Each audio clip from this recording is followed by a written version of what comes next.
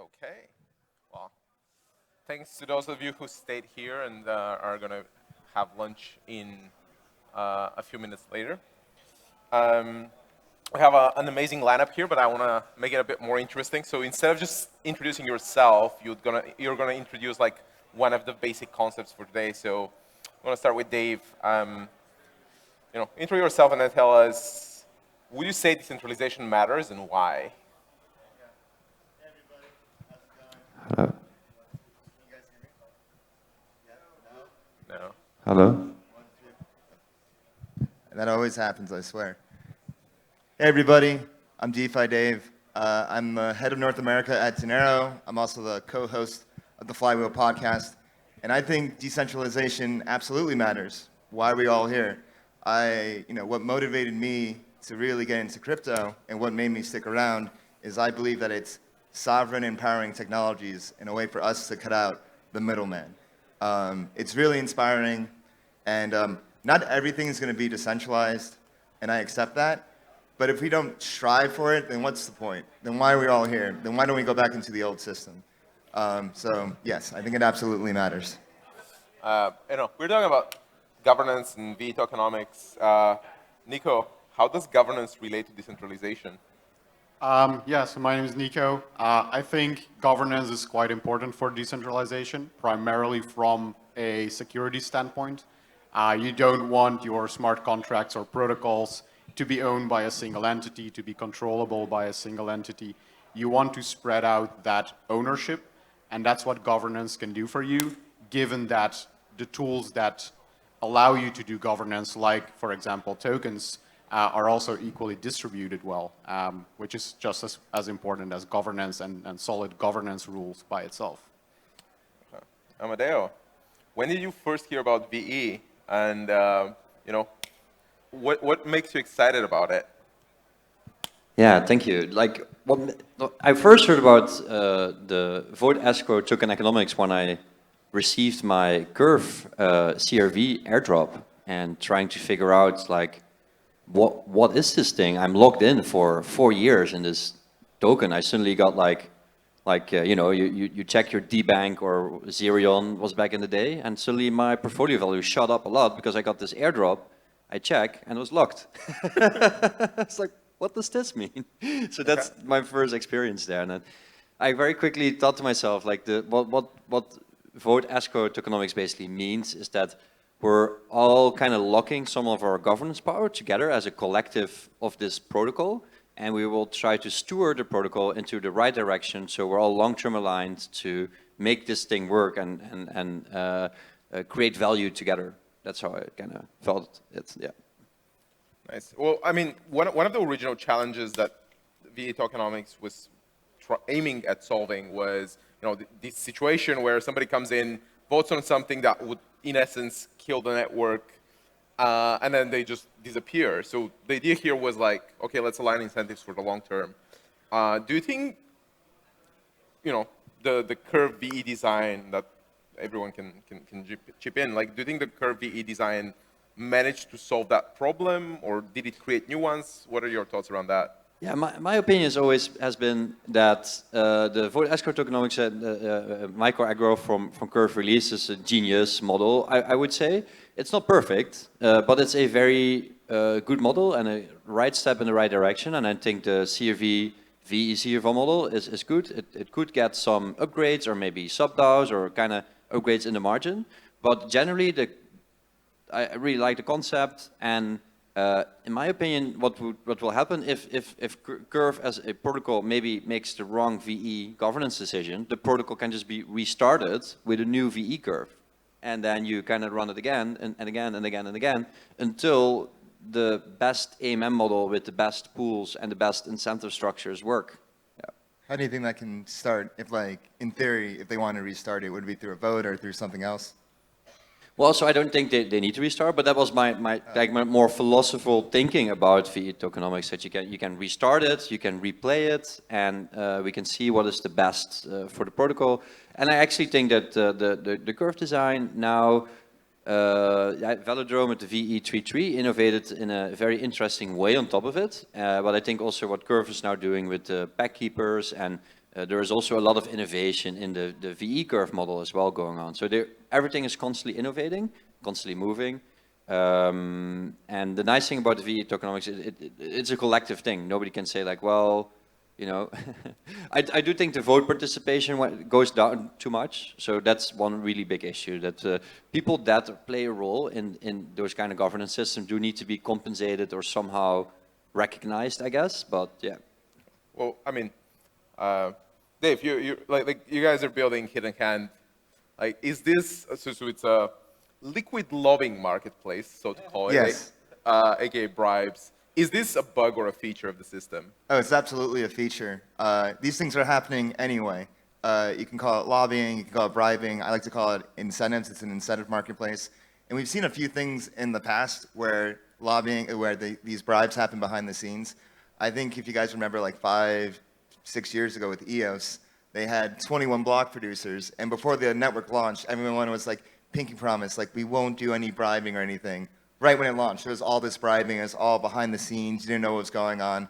So what Hidden Hand does, it brings it transparent, it brings it into the fold, and it benefits protocols because they get to have liquidity, which is important, especially for stablecoins. It benefits LPs because they have an extra source of revenue, and it benefits like token holders and people that care about the ecosystem because you can actually see how healthy the ecosystem is based on the direction of the flywheel, whether it's a positive flywheel or a negative flywheel. Like so you know, bribes is one of the things that people complain about. The other one is like the convex situation, where you have like a liquid abstraction on top of like perpetually locked tokens. Nico, what's your take? Is that inevitable? Is it symbiotic? Is it extractive? Yeah, if you're asking whether that's a feature or a bug as well, I think it's definitely a feature. I think it's inevitable. I think the same thing happened with liquid staking as well, whereby first, you know, you staked assets, they were locked for some period, or you had to wait for a week or more than that to get them back. And liquid staking kind of solved that issue for a lot of people. It doesn't eliminate the risk, you just transfer the risk to someone else, and the same happens really with liquid lockers. If you lock in your governance tokens and you want to transfer them to someone else, you transfer the risk. It's not like you're suddenly, or your position is suddenly out of, you know, any dangerous situation if you're voting with a bad conscience or anything like that.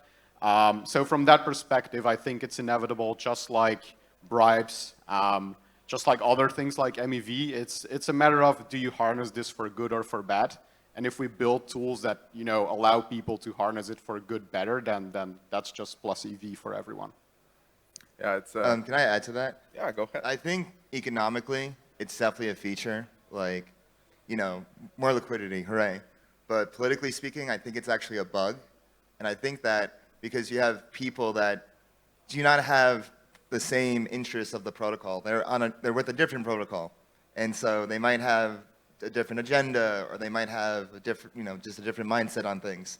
And because they do not have, you know, a direct stake in this protocol, they have this kind of proxy stake. I think at times there can be conflict. And I think that's something to be aware of with these wrappers. Okay.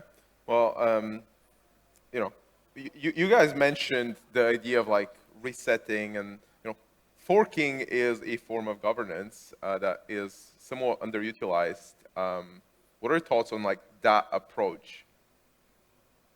It's a very radical approach. I think it should definitely be the last resort, but it's definitely an option for many networks that have a token. I think especially if you look at, you know, the original staking networks, L1s or L2s, I think that was something that happened in the past with, you know, ETH Classic and Ethereum. But luckily it hasn't happened too often because, yeah, it's a very radical thing, and I would rather resolve things amicably and not split the community and the network into multiple parts. But yeah, it's a very important option to have. I think we need to fork more, but we need to keep it more contained. We have gone through a phase for somehow, as this whole community, we're building all these monolithic super DAOs, right? And I think if we cut it up, just like how Congress works, or you know, like Dave was actually, you were in politics for a while, for example. You were doing all these lobbying as well, right? So it's like that's not a you're not lobbying to like the United States government. You lobby to the subset of things, right? So Yeah. that's how the real world kind of consolidated. And I think that also needs to happen in decentralized autonomous organizations where it's going to be more a split. Like, okay, and at YieldNest we're also trying to design it. It's really difficult because there's no frameworks, nobody's doing what I would love to work together with people that are thinking the same way. How can we compartmentalize, like make compartments or like make smaller DAOs? For example, oh, there is this DAO that manages this one strategy, right? The strategy is not doing very well. Okay, and that DAO got asked to step down or do something, and they don't do it. Okay, then you fork them out or something like that, right? So you could make the argument that people are like having vote log economics on the top level, but then they can delegate the vote to a certain subset that can blow up, right, if they make the wrong choice. And I don't see that many examples of that in the wild nowadays, but I do think that's where we need to move, and I'm not sure how it's exactly going to look, but I think that sounds more logical to me, but I don't know. Yeah. There's a lot of things we need to figure out to get there. Yeah. One thing that I did not put in the list of questions that you guys saw, but is another criticism of the system was like, oh, like, you know, these founders are asking people to log their tokens for 4 years while the founders and the early backers, like, bags are actually vesting. Is that, like, do you see that as a predatory practice towards community participants, or do you think that, you know, the model still, like, the benefit of the model still outweighs that challenge? I think it can be both, right? Like, this is the way that you implement it. I do think it's good for the founders to eventually, like, delegate more to the community or see what the users want, right? At the end of the day, we're building for users, we're building to generate revenue. What do the users really want? And if the founder can delegate it to a subset of people that can take that over from him, yeah, that's perfect. Well, that's a really hard thing, and most of the time that's not possible. So yeah, that's a hard question. Yeah. Anyone else? Has Yeah, a take? I'm just not sure. I'm not sure if it was intentional to have that lockup period for 4 years and, you know, be that longer than the vesting period. Maybe it was, maybe it wasn't, but I was a little skeptic of the initial, you know, curve fee tokenomics with the long lockups, the linear progression. I think there's definitely been improvements in designs of, you know, V tokens that are very interesting in that regard, that do tackle some of these issues, like that 4-year lockup period, if you want to get the maximum out of it. I think there's... Go in there. Tell us about these developments. Well, I think maybe you can also direct a little bit there, given that you're deeply involved with some of them. But I think, yeah, there's just a lot of things that grew since the initial V tokenomics design, that even, you know, traditional staking protocols might even learn a thing or two from, because they haven't really evolved that much in the past few years, while V tokens have been evolving quite rapidly. So yeah, I'd love to get into some of the improvements, but feel free to. Yeah, well, I mean, the thing that we're alluding to is something that Andre tried to experiment with Phantom, and then, you know, over the past few months, Aerodrome and Velodrome have made incredible, like they've been quite successful. Whether that success is going to be sustainable, it's TBD, but like the model seemed to have worked really well for them, which is like the V NFT. So yeah, I mean, it is a meaningful innovation. So what's, you know, how do you think that changes the balance? Yeah, I think it comes a little bit, I think they borrowed a little bit of the ideas from the traditional staking world, whereby you don't pick your lockup before you stake your tokens. You just stake your tokens, and the longer you're locked up, the better your sort of rewards get. I think that's more in line with what users want and were expecting out of, you know, V tokens initially. And I think that's just one of the good developments there. Yeah, my opinion on this is, like, I think that Velodrome did a tremendous job, and Andre VE33, it kind of flipped the model on its head, right? And there's improvements there. But I think actually, eventually these models need to be even more dynamic and more compartmentalized, like more into like sub-DAOs or things like that. I think that's where it's going to evolve into. But the VE33 model is a great step in the right direction. But at the end of the day, at some point, somebody will figure out how to game it, right? Like currently the VECRV model, for example, the bribing efficiency, if it's higher, there are certain ways for the liquid lockers to kind of take some margins out of that, okay, right? But then ideally you want the VE tokenomics to be some sort of a poker game, that you keep the cards to your chest, everybody plays these epochs or something, and then makes bets on what they think is the longest term best decision. And if they make the right decision, they get rewarded. If they make the wrong decision, they get punished. And how do you do that in a way that there's no bots or other people that are gaming it, right? I think that is the holy grail. And I think the VE33 is a step in the right direction. Yeah. And now you have VE systems that aren't called VE systems. One is Dyad, which is a stablecoin. If you want to mint Dyad, you have an NFT. And if you want to boost your emissions, you stake kerosene into your NFT. And the longer you stake, the more you get powered up. Another one is Berachain. Berachain I just view as like Curve, but at a chain level. You have BGT, which is this non-transferable governance token. And the more BGT you get, the more governance power you have to steer, emissions, fees. So VE has gone beyond VE. I love that. I wish we could end here, but we can't. I mean, one of the other interesting elements besides the way that the locking curve and the escalation of voting power evolves with the VE NFT is the fact that it's transferable, and then which means that there is like going to be an exit sequence. Nico, I know you're building an exit sequence marketplace for LRTs, roughly. Do you think there's going to be an exit sequence marketplace for VE NFTs? Good question. I hadn't really considered that because we've been so deep into, indeed the LSTs and the LRTs, not so much into the different, governance locker ecosystems yet.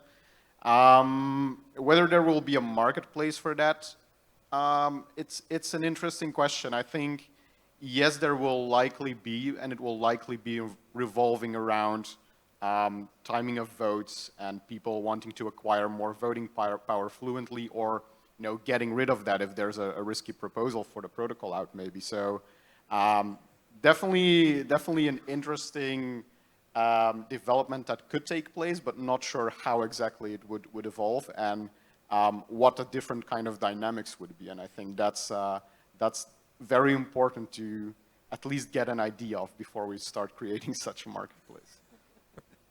Yeah, I agree. The governance attack factors are quite big. We saw that VE Bell, right? There was this whale that kind of gamed the system, and then the team had to negotiate with the bell holder to make right decisions. And that happens all the time. So we need to make sure to make these systems not attackable. But yeah, there will be definitely marketplaces and things are happening, but I don't know how they will look like. Yeah. Didn't something happen with Aura too a while ago? Yeah. Aura? Yeah, with Aura and Bell, yes, there's some stuff. I'm not an expert there, but I saw some interesting things. Yeah. One of the automations that sort of helps in that regard is the auto voter. You mentioned AI agents potentially. Basically it's another layer on top of the bribery markets, right? And that gives participants an easy way to harvest yield for themselves without necessarily being subject to other manipulation. Speaking of yield, we are at a staking conference. So should the locked assets be staked or restaked in some should the locked assets just stay in there in the VE NFT, or should something happen with the underlying asset? What are your thoughts, guys? I think there's a few factors that goes into that. One, is there demand for that asset to be restaked? First and foremost, if there is, okay, great. If there isn't, all right, move on to the next one. Second thing is, are you able to withdraw in a safe manner in case something gets slashed? If you can, great. If not, move on. So there's a few different things to consider.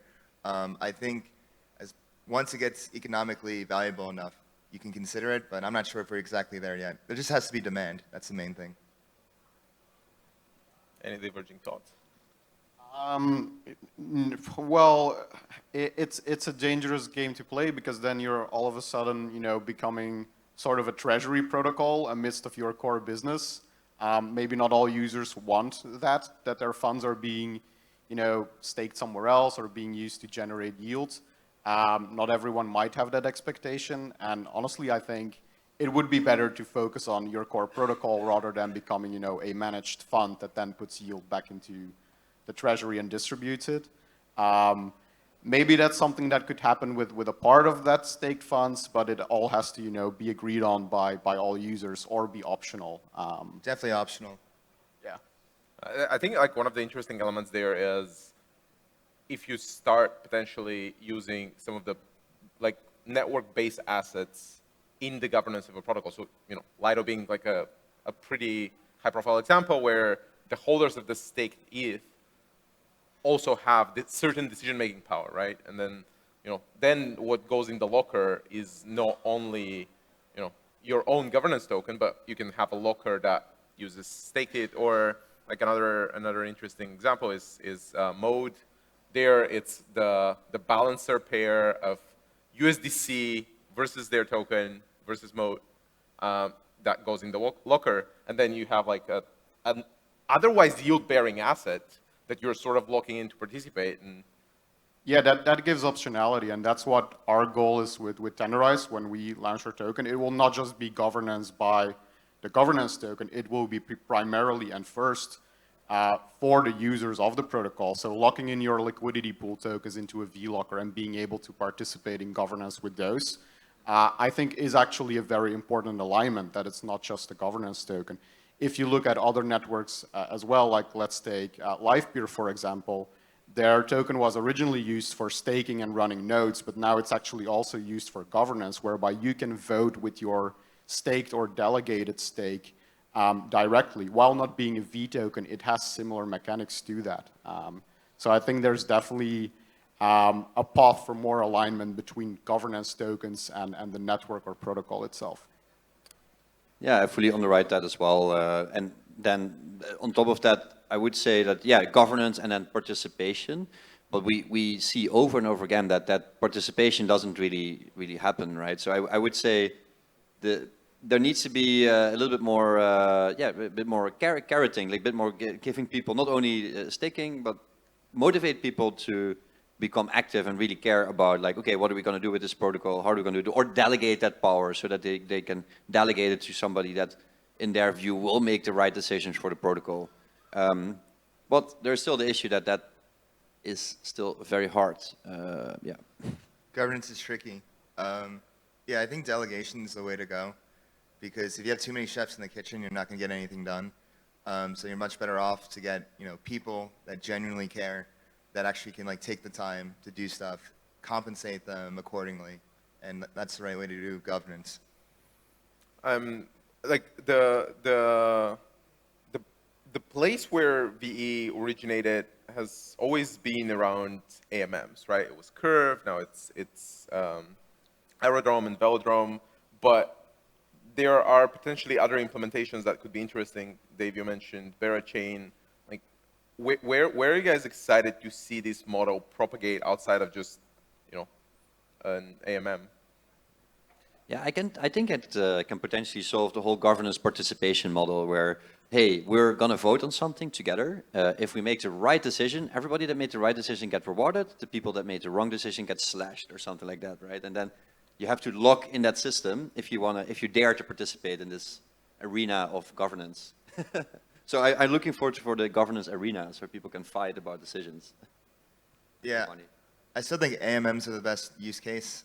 My co-host Kit, I have to shout him out, he said on a pod I had, with VE tokens, the tokenomics is the product, and there's no better way to bootstrap liquidity than with VE tokens. So I think AMMs are still the prime use case, but like you said, with governance, with network security, I think there's other avenues, but like I said, AMM's the golden use case.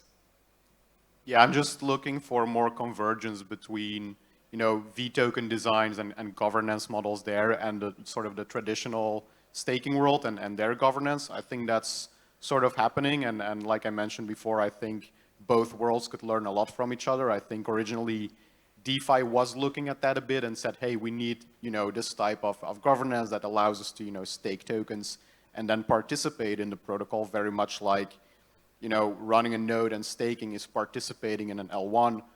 An AMM or a DeFi protocol doesn't really have that, but now there is a way to actually participate in it, whether it be through voting unlocking V tokens. But in terms of design and mechanics, I think, or at least I'm hoping for a lot of convergence in the next few years in the different sort of subspaces that we have there. I guess what you can also say is, like you said at the beginning, anything that's long-term aligned, where people are in it together for the long term, could use VE tokenomics. So with that framework, you can think of the areas of DeFi, anything with like public goods, distributing funds, something with DePIN that I can't think of right now because I'm not in DePIN, but anything where there's long-term alignment, you can use the VE model. But shouldn't long-term alignment just be everywhere? Shouldn't just be, I don't know, maybe. Depends. People have, different time horizons for different reasons. So some people have short-term time horizons, like speculators, traders, and they do serve a purpose. They're usually like the first users, the first people in and out. So you not necessarily have long-term alignment anywhere, but you want like long-term alignment to be the main thing, but it doesn't have to be everything. Okay. Yeah, I think that's indeed the case. I think also the new V token models that are coming out are, catering towards people with different time horizons and definitions of what is long term. So yeah, step in the right direction there. Long-term subjective. Definitely. Okay. Sometimes days can feel like weeks. Awesome. Okay, we have a few minutes on the clock. And I would like to open it to the audience if you guys have some questions for the panelists. I don't know if we have a mic up there. But yeah, I see Reserve there. It was at their event in Denver when they first mentioned that, like the liquid lockers on top of VE is, the liquid lockers are to VE what LRTs are to staked ETH, and that was a pretty revelational moment for me on the topic. Can we get a mic in the audience? Yeah, I can.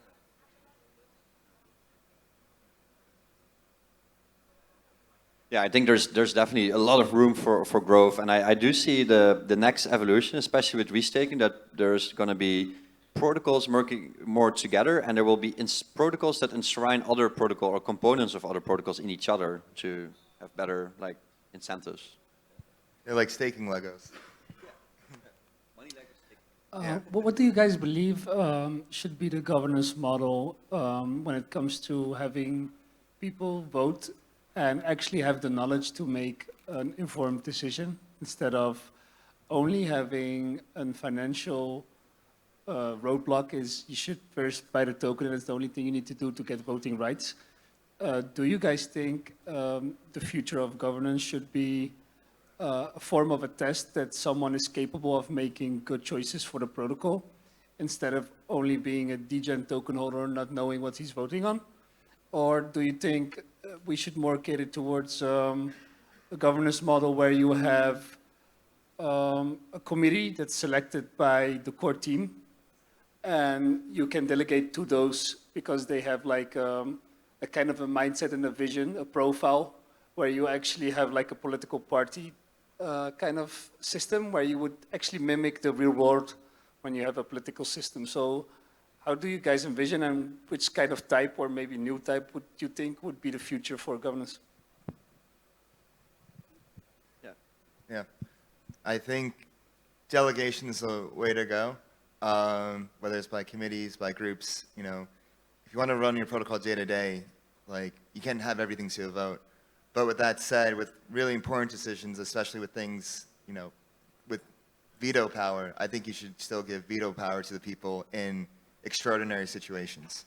And in that way, you preserve this democracy and whatnot. So, yeah.